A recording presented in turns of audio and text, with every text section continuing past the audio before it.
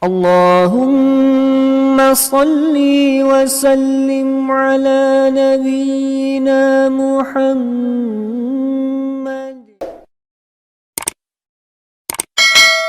بسم الله الرحمن الرحيم. السلام عليكم ورحمة الله وبركاته. الحمد لله رب العالمين.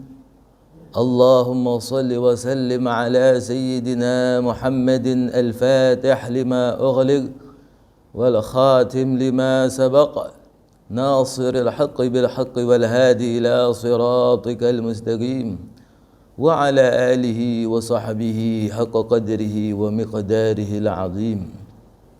أما بعد فقد قال تعالى في القرآن العظيم بعد أعوذ بالله من الشيطان الرجيم قل لعبادي الذين آمنوا يقيموا الصلاة وينفقوا مما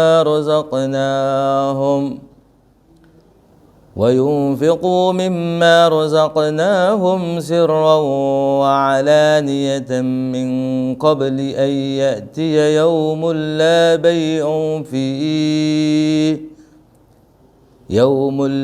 بيع فيه ولا خلال. Yang artinya, katakanlah kepada hamba-hambaku yang telah beriman, hendaklah mereka mendirikan solat, menafkahkan sebahagian rezeki yang kami berikan kepada mereka, baik secara sembunyi-sembunyi maupun terang-terangan, sebelum datang hari kiamat yang mana pada hari itu tidak ada jual beli dan persahabatan. Quran Surat Ibrahim ayat 31. Hadirin yang berhati mulia dan dimuliakan oleh Allah Subhanahu wa ta'ala. Allah Subhanahu wa ta'ala sangat mencintai umat kekasihnya sallallahu alaihi wa alihi wasallam. Kecintaan Allah Subhanahu wa ta'ala dalam bentuk rahmatnya sangat besar kepada umat ini, sehingga dalam sebuah hadits qudsi Allah Subhanahu wa ta'ala berfirman, Inna rahmati taghlibu ghadabi. Sesungguhnya kasih sayangku, rahmatku mengalahkan kemurkaanku. Hadirin yang berhati mulia, tidak ada perintah Allah Subhanahu wa ta'ala bentuknya untuk menyusahkan. Allah Subhanahu wa ta'ala bahkan berfirman lagi dalam Al-Quran surat Taha, Ma anzalna alaika al-Qur'ana litashqa. Kami tidak menurunkan Al-Quran, hukum-hukum kami untuk menyusahkan kalian, malah untuk menjadikan kehidupan kalian lapang, kehidupan kalian tenang, kehidupan kalian damai, jauh daripada apa yang tidak kalian kehendaki. Semuanya akan mendatangkan ketentraman bila mana setiap kita menjalankan hukum-hukum perintah-perintah Allah Subhanahu wa ta'ala. Akan tetapi perintah-perintah Allah Subhanahu wa ta'ala ini berlaku untuk orang-orang yang beriman kepada Allah.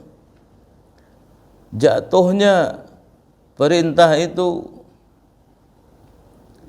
adalah bagi orang-orang yang beriman.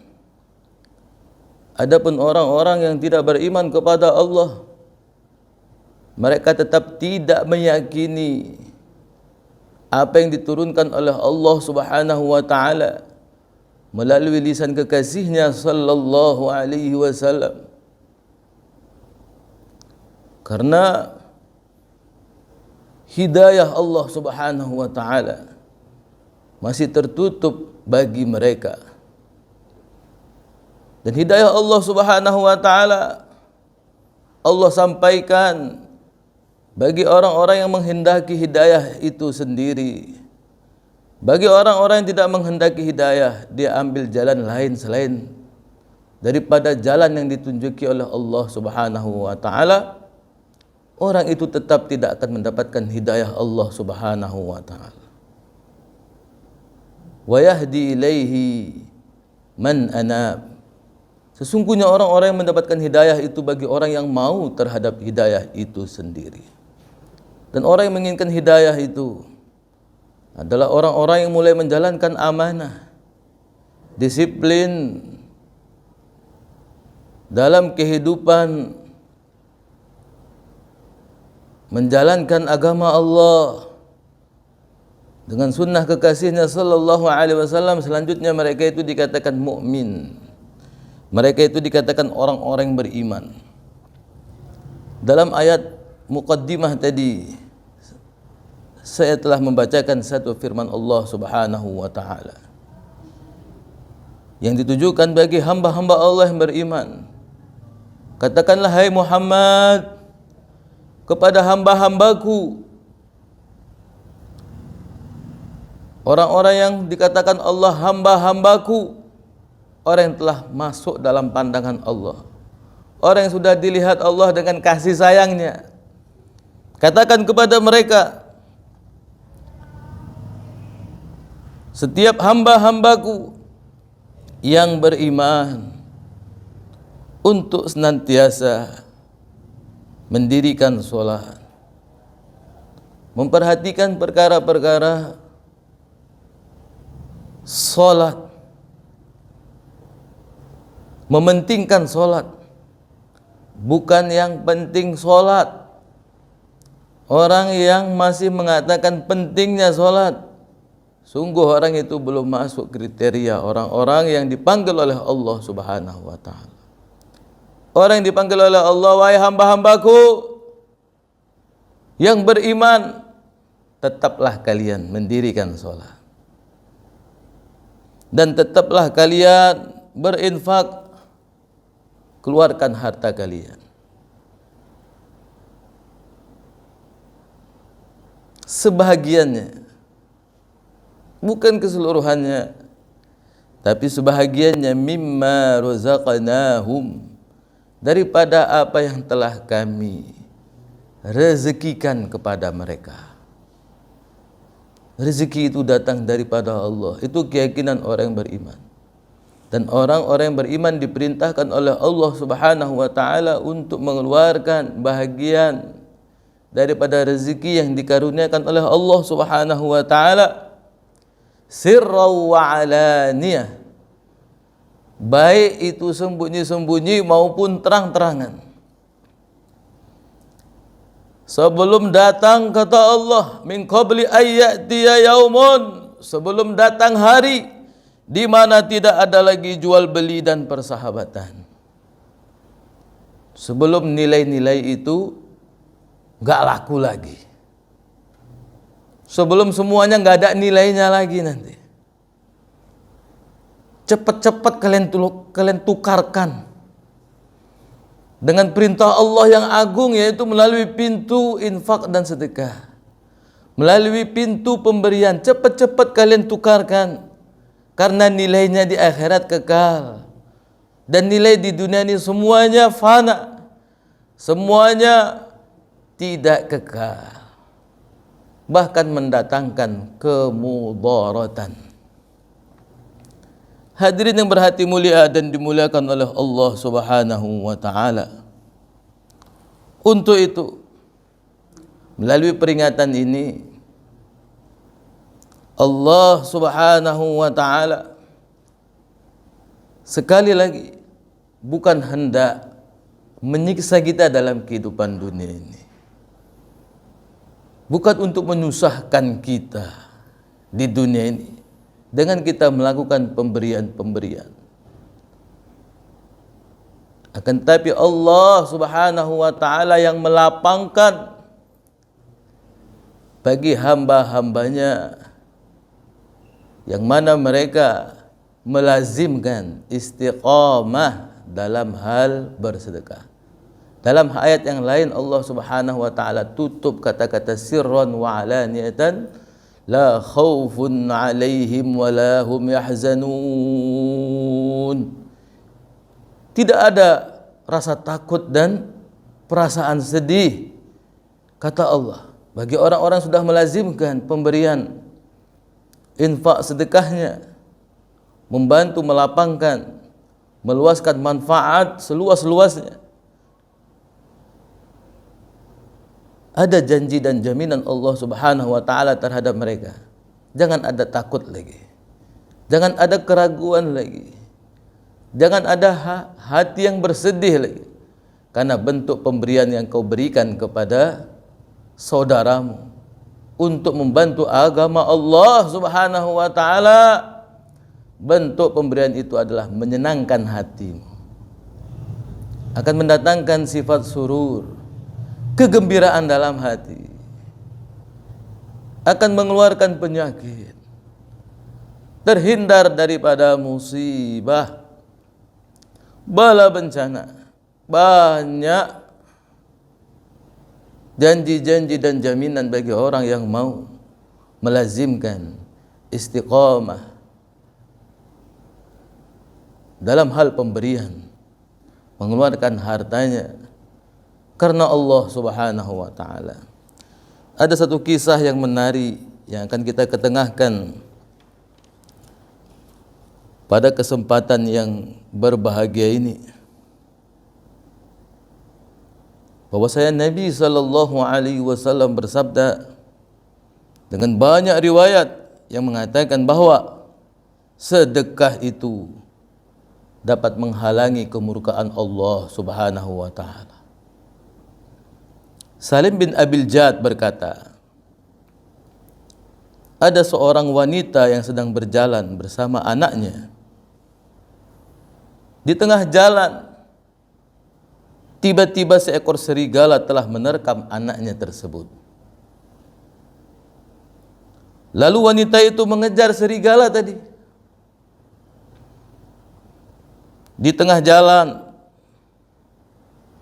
tanpa sengaja wanita itu telah melihat bertemu dengan satu orang peminta-minta. Lantas di tangan wanita yang sedang mengejar serigala tadi ada sepotong roti. Karena dia sudah melazimkan pemberian kepada setiap orang yang meminta dan tidak meminta-minta. Dia suka bersedekah dengan sebab pemberiannya itu kepada peminta-minta tadi. Serigala yang telah jauh membawa anaknya dalam cengkramannya, ketika itu juga melepaskan anaknya. Dan anaknya itu pun selamat. Hadirin yang dimuliakan oleh Allah Subhanahu wa taala. Serigala tadi melepaskannya tanpa ada luka sedikit pun dalam diri anak yang dicengkram oleh serigala tadi. Kemudian serigala tersebut segera kembali menuju wanita tadi. Lantas pergi, pamitan. Serigala tadi pamitan, izin. Dengan perantara sedekah sepotong roti Allah bebaskan musibah bagi seorang anak yang sedang bersama ibunya. Hadirin yang berhati mulia dan dimuliakan oleh Allah Subhanahu wa taala. Ada 3 jenis orang yang dicintai oleh Allah Subhanahu wa taala. Adapun salah satunya adalah orang yang ketika ada seseorang yang mendatangi sekumpulan manusia, orang itu meminta-minta dengan sekumpulan orang tadi. Sementara orang yang kumpul tadi nggak ada yang kenal dengan peminta-minta ini, nggak kenal dari desa mana, nggak pernah lihat. Lantas satu orang dari jemaah yang kumpul itu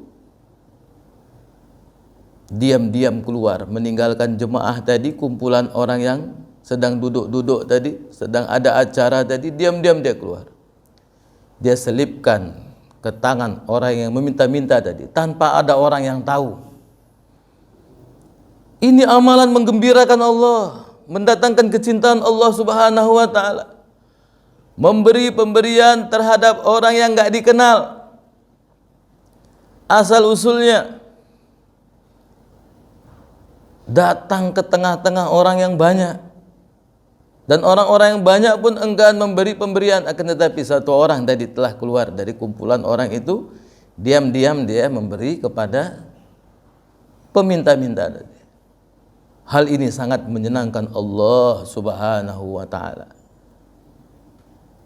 Dan hal ini, perkara ini, keadaan ini disenadakan oleh Allah Subhanahu wa ta'ala sama dengan orang yang berada di medan jihad bersama pasukan, yang mana pasukan itu telah kalah dalam bertempur, tetapi satu orang begitu semangat dalam kekalahan, dia masih maju sendiri untuk membela agama Allah Subhanahu wa ta'ala dan syahid.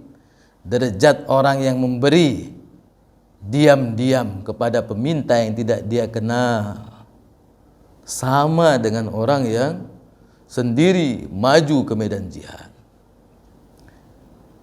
Hadirin yang berhati mulia dan dimuliakan oleh Allah Subhanahu wa ta'ala. Demikian setiap pemberian itu pada hakikatnya lebih dahulu sampai ke tangan Allah Subhanahu wa ta'ala sebelum sampai ke tangan penerimanya. An-nafaqah, as-sadaqah taqa'u biyadillah qabla ayyasila biyadil musaddaq. Sayyidina Umar telah meriwayatkan hadis ini bahwasanya Nabi sallallahu alaihi wasallam bersabda, setiap nafkah, pemberian, sedekah sampai lebih dahulu ke tangan Allah sebelum sampai ke tangan orang yang menerimanya. Qabla an taqa'a biyadil musaddaq atau biyadis sa'il. Sebelum sampai ke tangan orang yang menerima sedekah itu atau orang yang meminta-minta tadi, sama saja. Sesungguhnya tangan Allah Subhanahu wa ta'ala tidak pernah kosong, selalu penuh dengan pemberian. Hadirin yang berhati mulia dan dimuliakan oleh Allah Subhanahu wa ta'ala. Di dunia ini, orang yang bersedekah, Allah Subhanahu wa ta'ala akan permudah jalan hidayah kepada mereka. Walaupun awalnya dia seorang yang fasik, orang yang jauh dari Allah, orang yang fajir, orang yang gemar dengan dosa, tetapi sedekah yang diterima di sisi Allah Subhanahu wa ta'ala akan bisa merubah ketentuan buruk menjadi baik dengan sebab perantaraan sedekah. Ketentuan buruk akan menjadi ketentuan baik, dirubah oleh Allah Subhanahu wa ta'ala. Bahkan kalaupun seseorang yang dermawan tadi di dunia, di akhir hayatnya,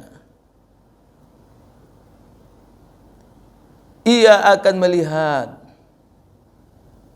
sebelum matinya anak-anaknya disoleh dan solehahkan oleh Allah Subhanahu wa ta'ala terlebih dahulu sebelum dia mati.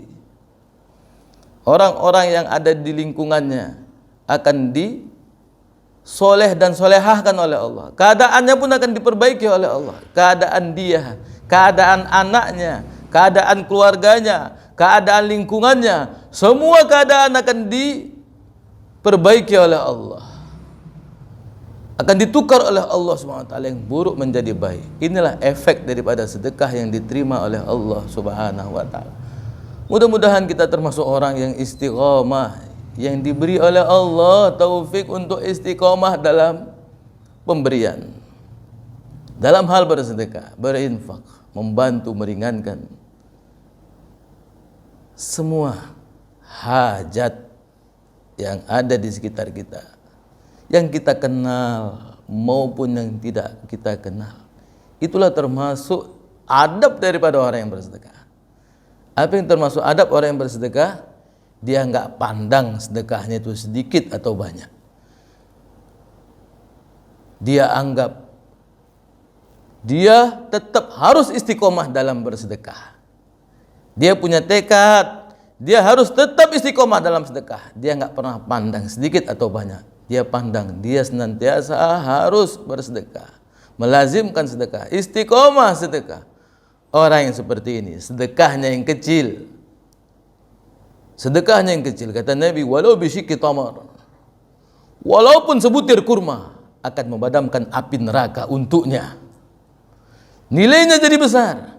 Abu Hurairah radhiyallahu taala anhu mengatakan bahwasanya sedekah sebutir kurma yang ikhlas karena Allah Subhanahu wa taala seperti seseorang kalian memelihara anak kuda.